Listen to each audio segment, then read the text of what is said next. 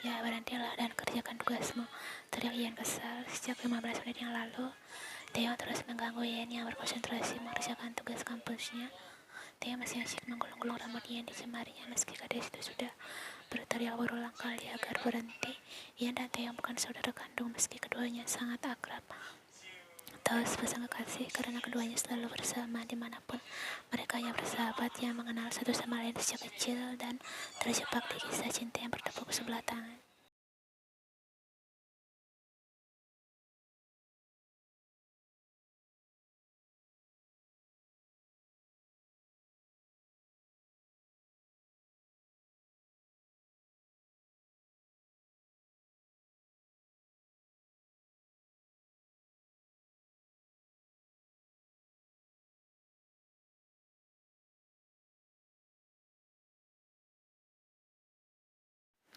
Taeyong adalah tipe pria pendiam dan berkarisma. Banyak gadis di universitas mereka yang menyukai pria itu, bahkan tak malu menunjukkan ketertarikan mereka secara langsung. Taeyong juga seorang penyanyi yang baik.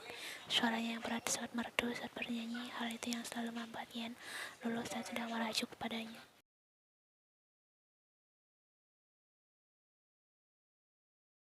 Sedangkan Ian adalah gadis yang hiperaktif dan cenderung tidak bisa diam. Gadis itu ahli memainkan alat musik, terutama piano dan gitar. Taeyong jatuh cinta pada Ian saat melihat gadis itu sedang bermain piano di rumahnya. Aku bisa saja menyelesaikan tugasmu, kata Taeyong santai, membuat Ian melototkan matanya pada pria itu, kemudian memasang wajah memelasnya pada Taeyong, berharap pria itu mau membantunya. Ada satu syarat, ucapnya seakan bisa membaca pikiran Ian. Gadis itu mengangguk setuju dengan syarat apapun dari Taeyong.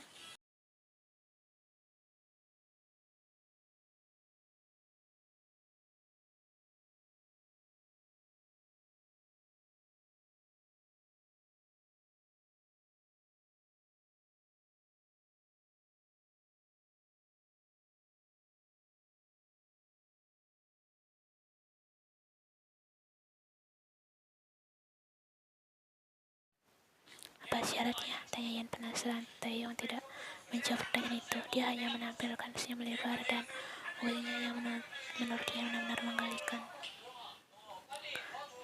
Ian, ya, Ian, ya.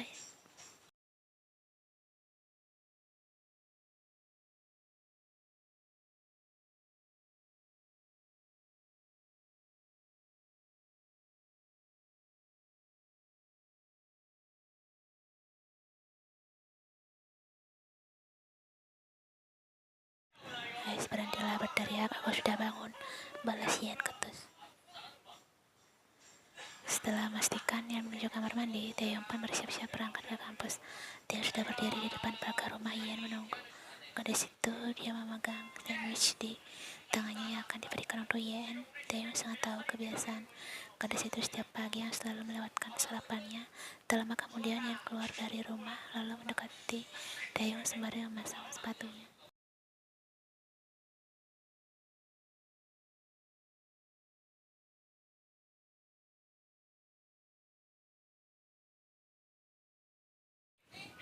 Ya, kok bisa terjatuh? Taeyong lari ke arah Ian membantu gadis itu mengikat tali sepatu yang belum terpasang dengan baik.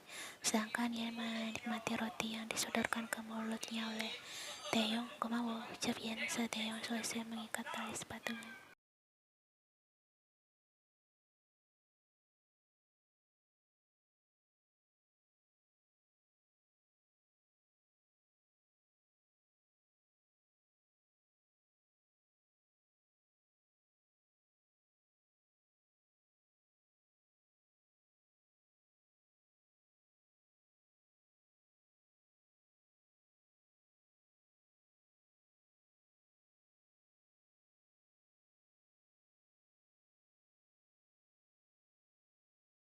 Setibanya di gedung parkir universitas, Ian langsung turun dari mobil. Taeyong udah berlari ke kelasnya tanpa menunggu Taeyong dan meninggalkan pria itu. Ian, hati-hati, nanti kau jatuh, teriak Taeyong mengikuti langkah Ian dari belakang sembari menenteng tas Ian yang ditinggalkannya. Kebiasaan Ian lainnya yang disukai oleh Taeyong tapi dibenci oleh seluruh gadis di universitas adalah Ian selalu ceroboh dengan meninggalkan barang penting, misalnya tas. hingga Taeyong yang kadang membawa tas itu ketika Yan sedang dalam mode cerobohnya, dan sekali lagi Yan harus merasa beruntung karena memiliki sahabat.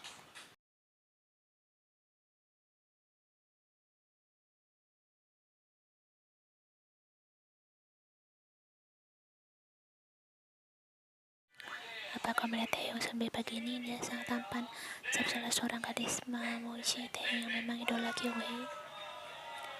Aku melihatnya, tapi aku tak suka. Taeyong Sunwei selalu membawakan tas Yan setiap hari. Dia pikir Taeyong Sunwei pembantunya. Cap gadis lainnya membuat mata Yan membulat saat mendengarnya. Selama ini, dia sama sekali tak pernah menjadikan Taeyong pembantu seperti yang dipikirkan gadis-gadis itu.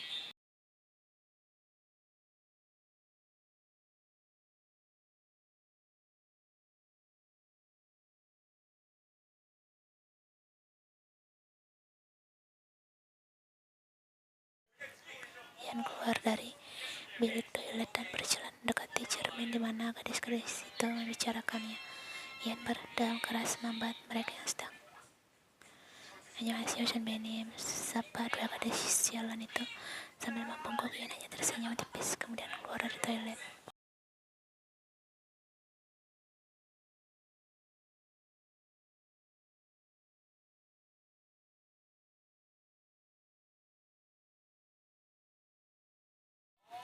Dasar tidak punya etika, desis Yan. Saat sampai di kelas, Taeyong yang melintas di depan kelas. Yan melihat gadis itu sedang merenggut wajahnya sedang ditekuk. Taeyong mendekati Yan yang duduk di depan gadis itu. Perhatikan Yan dengan wajah yang dipasang selucu mungkin. Weh, katus Yan melampiaskan kekesalannya pada Taeyong. Ada apa denganmu? Apa terjadi sesuatu? Taeyong melus rambut Yan dan saat itulah semua mata teruju pada mereka.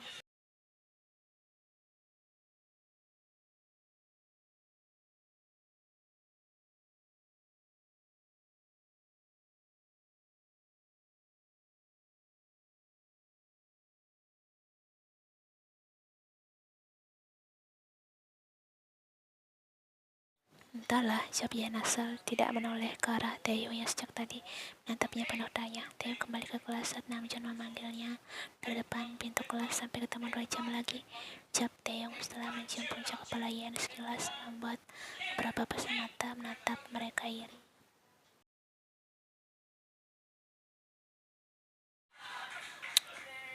Selama di kelas, Taeyong terus memikirkan Yan. Gadis itu masih menekuk wajah saat dirinya meninggalkan Yan tadi. Taeyong sedikit khawatir melihat Yan meski ini bukan pertama kalinya Yan merajuk tanpa alasan. Saat jam kuliah telah habis, Taeyong disuruh menemui Profesor Kim di ruangannya.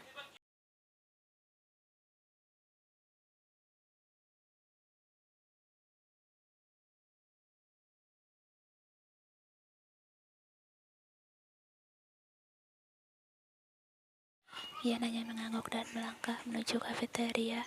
Di tengah perjalanannya, Yan tak sengaja bertemu Min-kyu, mantan kekasihnya yang sekarang sudah menjadi kekasih dari Min-kyu yang dulu adalah sahabatnya, namun tidak lagi setelah mendapatkan pengkhianatan dari keduanya.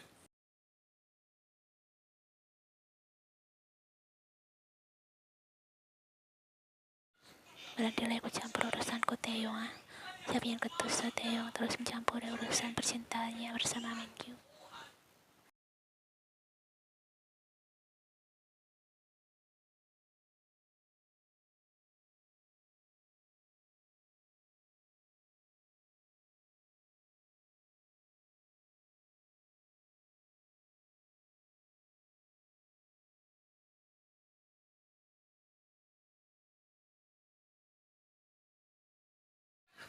Aku tak akan berhenti ikut campur urusanmu, aku sahabatmu. Aku tidak mau kau terluka, balas Taeyong menekan emosinya agar tidak terpancing. Saat ini dia ingin melindungi perasaan Yan. Taeyong tidak mau gadis itu patah hati saat kebenaran dengan Min-kyu dan Min-kyu terkuat di depan mata Yan. Dia benci melihat Yan sedih. Aku justru terluka dengan sikapmu ini, kau terlalu berlebihan, Taeyong. Yan meninggalkan Taeyong yang terlihat frustasi.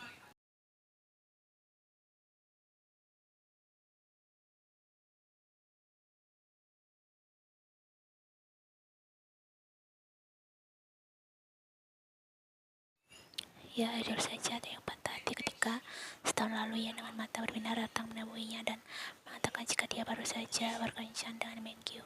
Tapi saat itu dia sadar cinta tidak harus memiliki, dia harus ikut Bahagia melihat Yan bahagia. Baiklah, kembali ke permasalahan awal.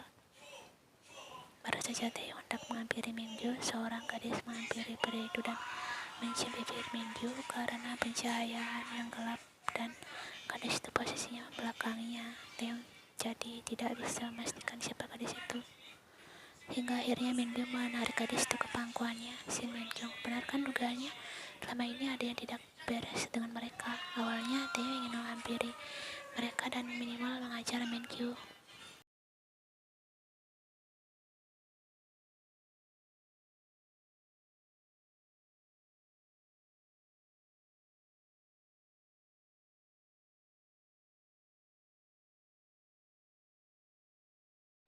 Sejak tadi yang terus menghubungi ponsel Mingyu tapi tidak diangkat oleh kekasihnya. Apa Mingyu sudah tidur? Tapi rasanya tidak mungkin. Ini baru saja jam 9 malam. Orang tuanya sudah berada di Cina dan pelayan rumah tangganya mengambil cuti. Ia sendirian di rumah. Dia juga tidak melihat mobil Taeyong di rumahnya. Ponsel Taeyong juga sejak tadi sibuk. Entah gadis mana yang sedang dihubunginya, pikir Yen. Saat ketakutannya berada di batas maksimal, Yan memutuskan mencari taksi dan mendatangi rumah Mingyu. Saat itu dia berpikir kekasihnya sedang bermain game hingga mengabaikan panggilannya.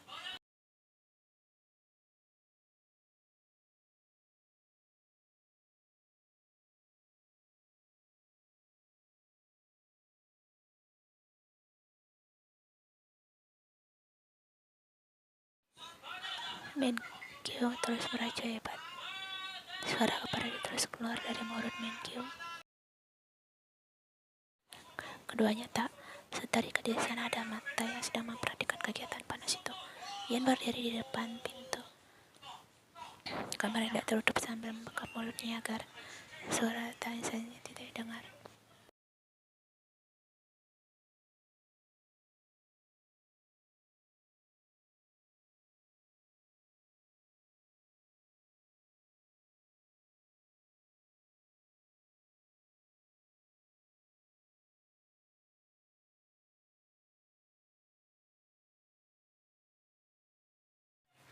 Seharusnya selama ini aku mendengarkan Taeyong. Jika kau bukanlah pria yang baik untukku, aku sangat menyesal mencari pria brengsek sepertimu, ucap Yan dingin dan meninggalkan Mingyu yang masih tak bergerak. Pria itu seperti baru mendapatkan hukuman mati. Tidak, dia masih mencintai Yan. Dia tidak mau hubungannya berakhir seperti ini. Yan adalah gadis yang mampu bertahan dengannya sejauh ini. Sial, Mingyu bangkit dari ranjangnya dengan cepat dan mengajar Yan. Sayang, dengarkan penjelasanku dulu. Tahan Mingyu saat Yan baru masuk ke dalam lift.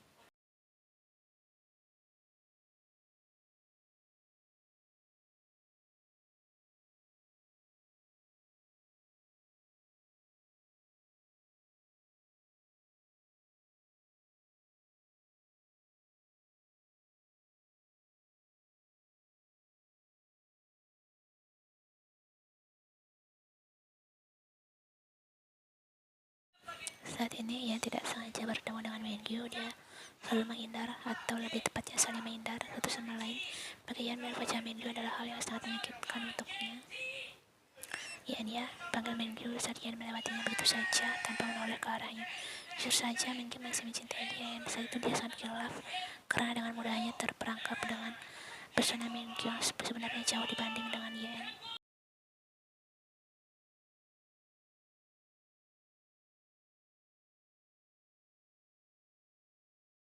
Merasa tak dihiraukan oleh Yen, Mingyu menarik tangan gadis itu hingga berbalik menghadapnya. Lepaskan tanganku, desis Yen dingin, berusaha menarik tangannya dari genggaman Mingyu. Yen harap Taeyong muncul dan menolongnya agar terlepas dari pria brengsek itu. Dia sangat muak melihat wajah Mingyu, hatinya masih sakit.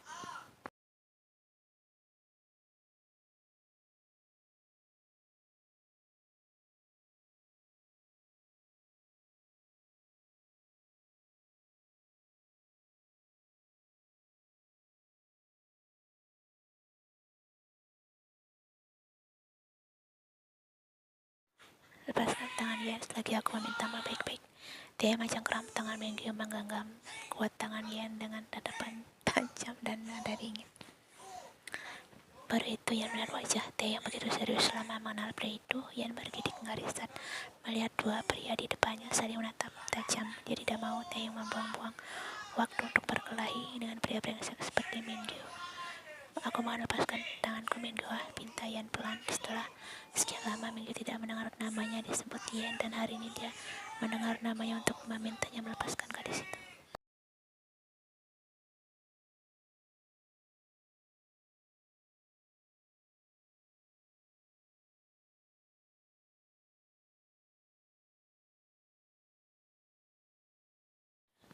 Hatinya saat itu hancur, tapi dia sama sekali tak memperlihatkan rasa kecewanya pada Yen. Dia berusaha tersenyum saat gadis itu menceritakan kencan pertamanya dengan Mingyu, menahan rasa sakitnya saat mengantar Yen untuk bertemu Mingyu dan menampilkan senyum terbaiknya pada saat gadis itu berdandan. Theo menarik tangan Yen di atap universitas, tempat paling sepi di seluruh kampus. Theo tahu jika sejak tadi Yen menahan tangisnya dan membiarkan gadis itu menangis. Yen menangis bukan karena masih mencintai Mingyu, dia kesal karena sangat bodoh lebih yang percaya Mingyu dibandingkan Theo yang jelas lebih dapat dia percaya dan diandalkan. Dia menatap Yen nanar mendekati gadis itu dan memeluknya, biarkan Yen menangis sepuasnya dalam rangkuannya.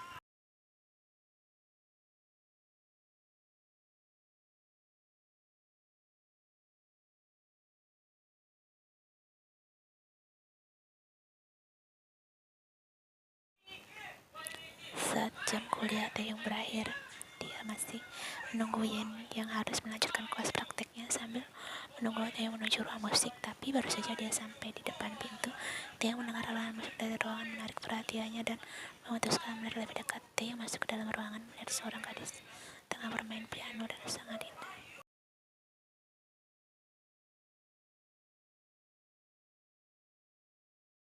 Taeyong berdiri di depan pintu melipat tangannya sembari mendengarkan gadis itu bermain piano sampai selesai.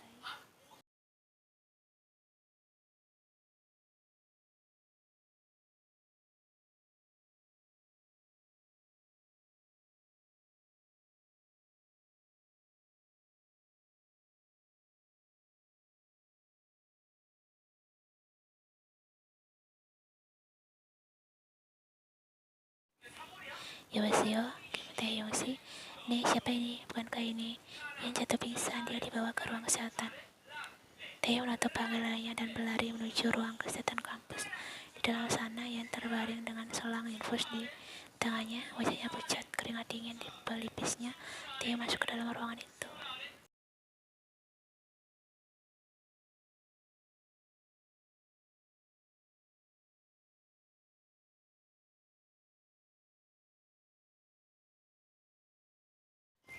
Bagaimana bisa aku meninggalkanmu jika seperti ini? Dasar gadis nakal. Dari Taeyong menenggelamkan kepalanya di tangan Yan. Yan pelan membuka mata, mencoba mengingat apa yang terjadi padanya hingga berada di ruang kesehatan. Dia tersenyum menemukan Taeyong di sampingnya. Pria itu tertidur karena kelelahan menunggunya. Dia bersyukur ada Taeyong dalam hidupnya.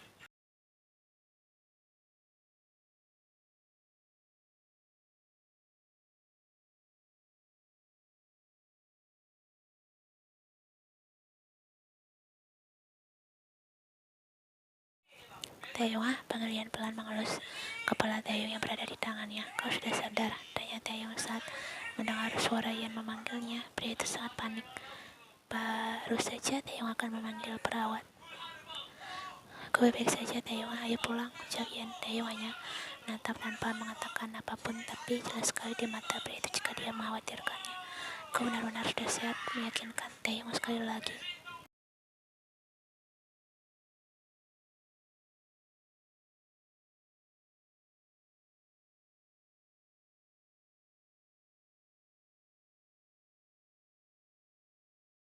Taeyong, badanku masih lemas di bawah perjalanan, ucap Yan manja. Taeyong menarik tas gadis itu dan berjongkok di depannya tanpa disuruh Yan naik ke punggung pria tinggi itu. Bagaimana bisa dokter seperti jatuh pingsan di ruang praktek? Protes Taeyong menarikkan letak tubuh Yan di punggungnya. Dokter juga manusia, balas Yan mengeratkan pegangannya di leher. Taeyong mencium aroma dari tubuh pria itu. Harum tubuh Taeyong adalah salah satu bau favoritnya.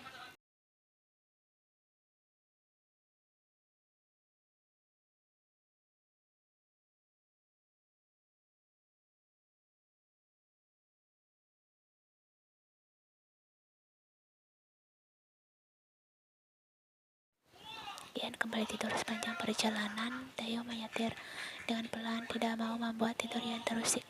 Sesekali mencuri pandang ke arah jalan dan membelai rambut panjangnya dengan sayang. Sampainya di rumah, Taeyong menggendong Ian ke dalam kamar, meletakkan tubuh Ian ke atas ranjang, kemudian berlutut di samping Ian sembari menatap wajah tenang Ian. Dibetulkannya poninya yang berantakan.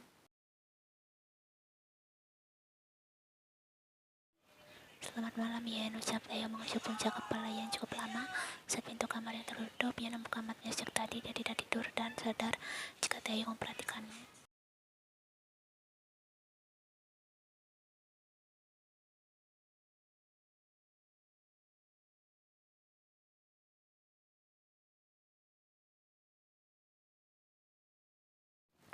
Di dalam kamarnya, Taeyong sibuk menenggelamkan diri dengan tugas. Akhirnya, dalam beberapa bulan dia akan melanjutkan pendidikannya.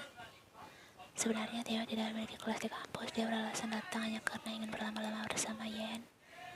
Taeyong kembali memberikan tawaran ibunya untuk tinggal di Prancis dan membantu kakak perempuannya mengurus bisnis keluarga di sana. Tapi apakah dia sanggup meninggalkan Yen? Apa tanggapan gadis itu nantinya jika tiba-tiba dia bilang akan pindah? Taeyong mengacak rambutnya frustasi dan bangkit dari tempat tidur mengambil foto miliknya bersama Yen.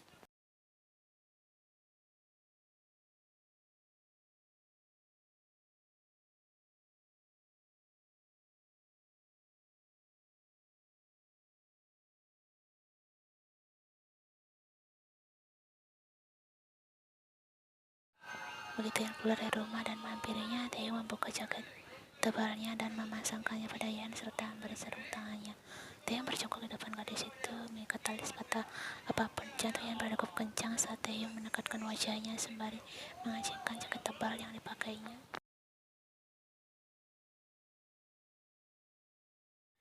Weh, apa masih dingin? Tanya Taeyong. Yen mengangguk cepat. Pria itu menarik Yen dan memeluknya dengan sangat erat. Sekarang bagaimana? Apa masih dingin? Jawabnya menunggu jawaban dari Yen.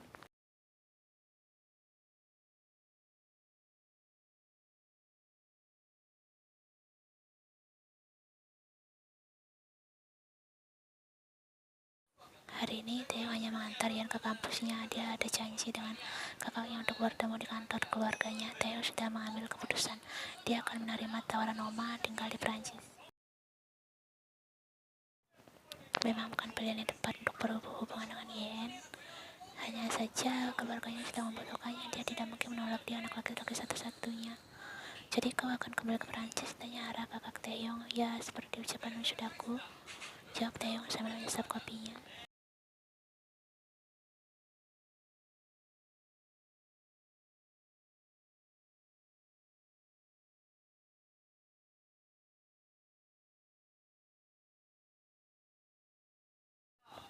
Apa Yen sudah tahu? Tanya Hara. Ini adalah topik sensitif. Benar saja, wajah Taeyong langsung berubah sendu. Dia menggeleng menarik nafas panjang dan menghembuskannya. Sejak kemarin dia terus memikirkan bagaimana cara memberitahu Yen tentang hal ini. Gadis itu pasti akan marah jika dia jujur. Yen pasti mengira Taeyong akan meninggalkannya sama seperti ibunya yang pergi dari hidupnya.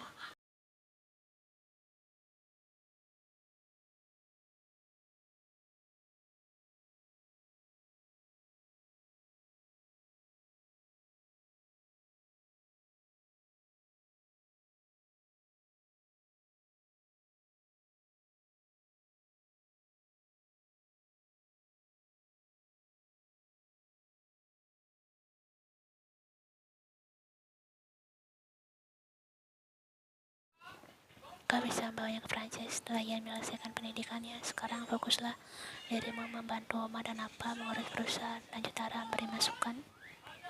Taeyong setuju dan memasukkan kakaknya. Dia akan membawa Yen ke Prancis setelah gadis itu menyelesaikan pendidikannya. Lagi pula dia tidak mau Yen tinggal seorang diri di Seoul.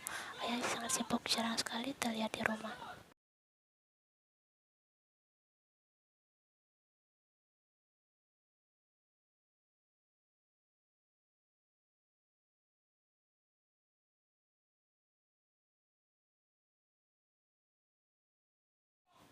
Sampai detik ini Taeyong belum memberitahu Yen tentang keberangkatannya ke Prancis. Malam ini dia tidak tahu harus bilang apa untuk menjelaskan agar Yen tidak salah paham jika dia pergi bukan untuk meninggalkannya, melainkan untuk membantu perusahaan keluarganya. sesuatu yang menyangkut tentang dirinya dan gadis itu yang telah terlalu sensitif dengan kata perpisahan. Itulah alasan Taeyong masih belum bilang hal itu pada Yen.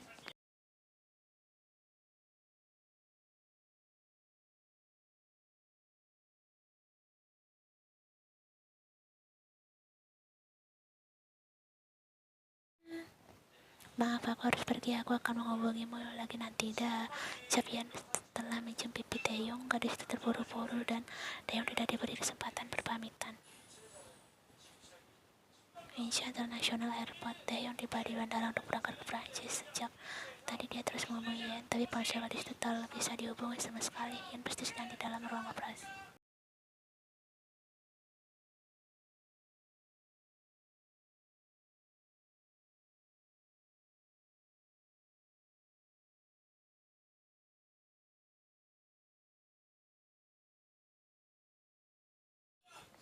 Yen keluar dari ruang operasi dengan wajah lesu, padahal di dalam dia hanya melihat dan membantu dokter melakukan operasi. Gadis itu berjalan ke ruang ganti, mengambil ponselnya di loker dan mengaktifkannya.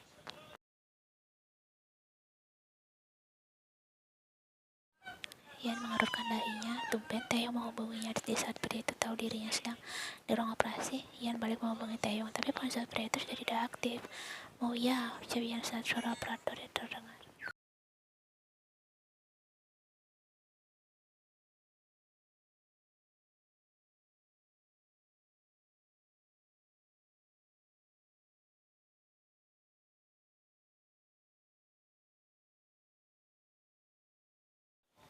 Apa Taeyong sedang pergi bersama Namjoon? Batin Yen.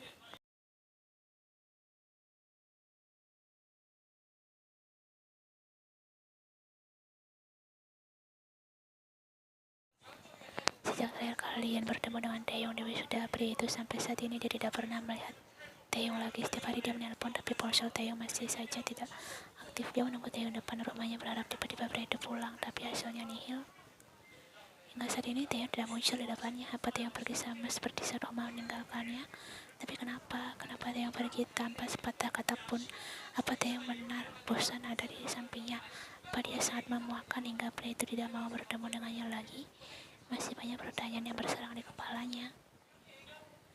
Ia merasa terpukul atas kepergian Taeyong secara tiba-tiba. Dia merasa tak ada yang sanggup bertahan ada di sampingnya, hingga Taeyong juga pergi meninggalkannya begitu saja.